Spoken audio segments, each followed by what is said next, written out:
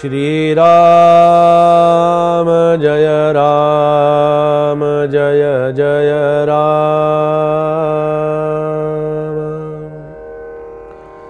श्री राम जय राम जय जय राम। श्री राम जय राम जय जय राम। श्री राम समर्थ श्री राम। जे योगियांचे ध्यानी, जे साधकांचे चिंतनी, जे सिद्धांचे अंतःकरणी, समाधी रूपे श्रीराम। श्रीमद ग्रंथराज दासबोधातील शारदेचं चिंतन आपलं सुरू आहे आणि या शारदा मातेच्या चिंतनातून समर्थांचा विचार ग्रहण करणं, समर्थांची शक्ती आणि त्या शक्तीचं दर्शन घेणं आपल्याला खूप पूर्वपुण्याईनं ही संधी लाभलेली आहे। समर्थांच्या सामर्थ्य संपन्न विचारांच्या पाठीमागे असणारी शक्ती ही शारदेची शक्ती आहे। म्हणून त्यांनी मांडलेला विचार, म्हणून त्यांनी केलेली कृती, म्हणून त्यांनी केलेलं कर्म, म्हणून त्यांनी केलेली रामउपासना ही शक्तीची उपासना आहे। राम हे वेगळं दैवत अशा रीतीनं आपण पाहतो की राम म्हटलं की प्रतिमा वेगळी राहील, पण शक्ती रूपानं पाहाल तर या शक्ती वेगवेगळ्या असत नाहीत। या शक्ती रूपानं वेगवेगळ्या जरी असल्या, दर्शन घेण्यासाठी व्यवस्था संतांनी वेगवेगळी जरी केलेली असली, हे राम आहे, हे देवी आहेत, हे मारुतीराय आहेत, ही खंडोबाची मूर्ती आहे, ही अन्य कुठल्या वेगवेगळ्या देवतांची प्रतिमा असतील, अशा वेगवेगळ्या देवतांच्या प्रतिमा असंख्य जरी असल्या तरी 33 कोटी देव आहेत असं म्हटलं जातं। आता 33 कोटी देवांच्या प्रत्येक प्रतिमा जर आपण पाहायच्या म्हटल्या तर आपल्याला शक्य आहे का? शक्य नाही ते। 33 कोटी देवांच्या प्रतिमा जर आपल्या समोर अशा उभ्या ठेवल्या तर आपल्याला ते 33 कोटी देव बघण्यातच आपलं निम्म आयुष्य निघून जाईल। त्या 33 कोटी देवांची जर पूजा करायला सांगितली तर हे एक आयुष्य पुरं पडणार नाही। 33 कोटी देवांची पूजा करायची, 33 कोटी देवांना प्रतिकात्मक रूपानं, वेगवेगळ्या रूपानं, वेगवेगळ्या छायाचित्राच्या माध्यमातून, वेगवेगळ्या मूर्तींच्या माध्यमातून जर पाहण्यासाठी आपण प्रयत्न केला किंवा पाहायचं ठरवलं, शक्य आहे? अजिबात शक्य नाही।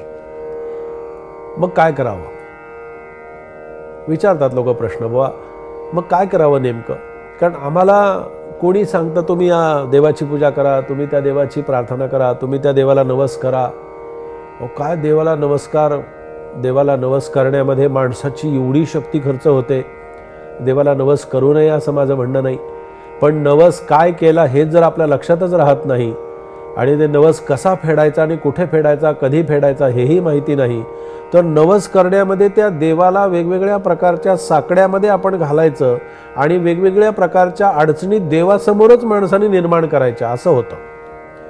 देवाला साकडं घालण्याची आवश्यकता आहे का असा माझा मूळ प्रश्न पहिला असतो की देवाला हे सांगण्याची गरज आहे का? मला काय हवं आहे त्याची, मला कशाची गरज आहे हे जर मी देवाला सांगावं लागत असेल तर तो देव मला ते देऊ शकतो का? मला हवं असणारं त्याला माहिती आहे, मला नको असलेलंही त्याला माहिती आहे। मला काय हवं आणि काय नको याच्याही पेक्षा मला कशाची गरज आहे, कशाची खरी आवश्यकता आहे हे त्याला माहिती असतं। मी देवालाच सांगणार, ज्या सद्गुरूंनाच सांगणार की मला हे हवं आहे, मला ते पाहिजे आहे, मला ते करायचं आहे, माझं असं व्हावं, माझं तसं व्हावं। म्हणजे ही एक प्रकारची सत्वगुणात्मक ऑर्डरच झाली ना परमेश्वराला। संतांची ऑर्डर स्वीकारायची, सद्गुरूंची ऑर्डर स्वीकारायची का संतांना आणि सद्गुरूंना आपण ऑर्डर द्यायची? काय करायचं नेमकं? असं जेव्हा आमच्या हातून घडतं किंवा असं जेव्हा आम्ही करतो ना, त्यावेळेला लक्षात ठेवा की ही शारदा जी आहे ना, ही शारदा ही शक्तिरूपानं आहे। तसे हे 33 कोटी देव जे आहेत यांची प्रत्येकाची प्रतिमा बघण्याची आम्हाला आवश्यकता नाही, प्रत्येकाचं दर्शन वेगवेगळं घेण्याची आवश्यकता आम्हाला अजिबात नाही. थोडं स्पष्ट मत आहे माझं की या सगळ्या देवता या एकपणानं नटलेल्या आहेत. एकपणे नटला जगिया, एकपणे नटला. तो नटलेला आहे, सजलेला आहे, वेगवेगळ्या रूपानं तो दर्शन देतो आहे. सगळ्या वेगवेगळ्या चराचरामध्ये त्याचं अस्तित्व वेगवेगळ्या रूपानं आपल्याला पाहायला मिळत असलं तरी सुद्धा तो एकपणे नटलेला असतो. शक्ती रूपानं या सगळ्या देवता एक आहेत, सामर्थ्य रूपानं सगळ्या देवता एक आहेत आणि एकच असतात. त्यांची पूजा करणं ही शारदेच्या आपण कृपेनं, शारदेच्या सहाय्यानं आणि शारदेच्या माध्यमातून ती करावी. म्हणजे मग खऱ्या अर्थानं शारदा कळेल ती कशी आहे. योग्यांचं जे ध्यान असतं ना, ध्यान करू जाता मन हरपले, सगुण ते जाहले गुणातीत. हे जे ध्यान आहे हे ध्यान खरं ध्यान, ध्यान लावायचं आहे का तर नाही, ध्यान लागण्याचं आहे. ध्यान लागलं पाहिजे, नाही तर ध्यान लावण्यासाठी मी आटोकाट असा जेव्हा प्रयत्न करतो ना त्यावेळेला आम्हाला झोपच लागते, ध्यान लागण्याची शक्यताच उरत नाही. ध्यान लावायचं नाहीये, ध्यान लागायचं आहे. आणि अशा ध्यान मुद्रेमध्ये, ध्यान अवस्थेमध्ये, योग्यांच्या ध्यानाच्या ठिकाणी ही शारदा, ते ध्यान म्हणजेच शारदा असते. ते अनुसंधान म्हणजे ते अनुसंधानाच्या पाठीमागे असणारी शक्ती ही शारदेची शक्ती असते. आणि साधकाचं अंतःकरणापासून परमेश्वराचं चाललेलं चिंतन, परमेश्वराची चाललेली उपासना, परमेश्वराची करत असलेली आराधना, ते चिंतन साधकाचं जे आहे ही चिंतनाच्या पाठीमागे असणारी शक्ती ही त्या शारदेची शक्ती असते. त्याशिवाय साधक चिंतनही करू शकत नाही, करू शकणार नाही.